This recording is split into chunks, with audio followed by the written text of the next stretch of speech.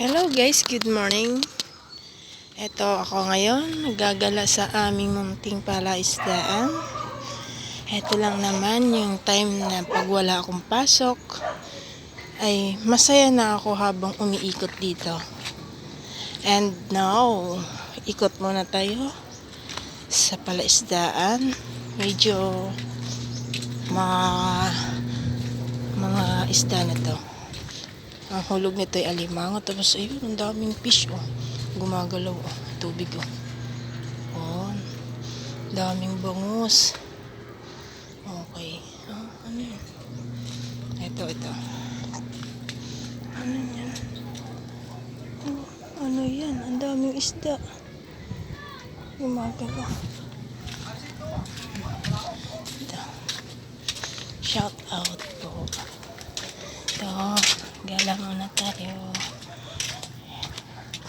At ito naman po yung bagong palaisdaan.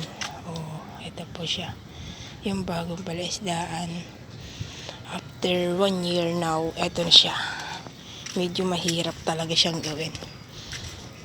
Ito. Ikot muna ako sa bagong palaisdaan.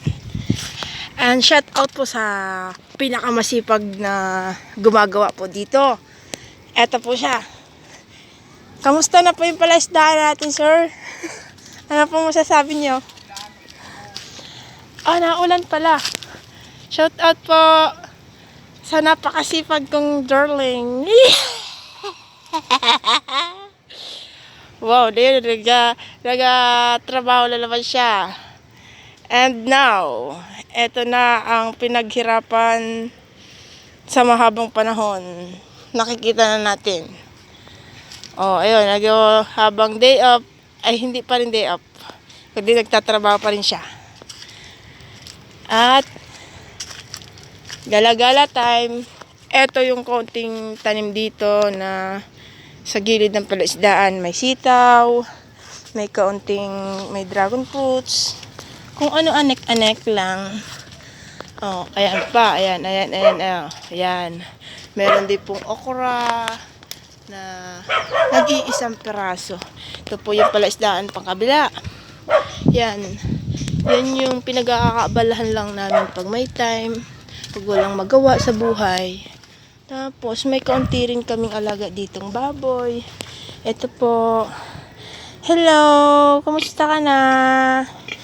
Kamusta na? Nagre-relax ka na naman. Ikay magpadami na ha. Hello. Magpadami ka na ha. Ayan yan. Tapos, ikot uli muna tayo. Tingnan natin yung taong masipag doon. Yung gumagawa ng palaisdaan. Huwag kayo maingay. Ito po yung masipag na gumagawa ng palaisdaan. Anong masasabi mo, sir? Hello.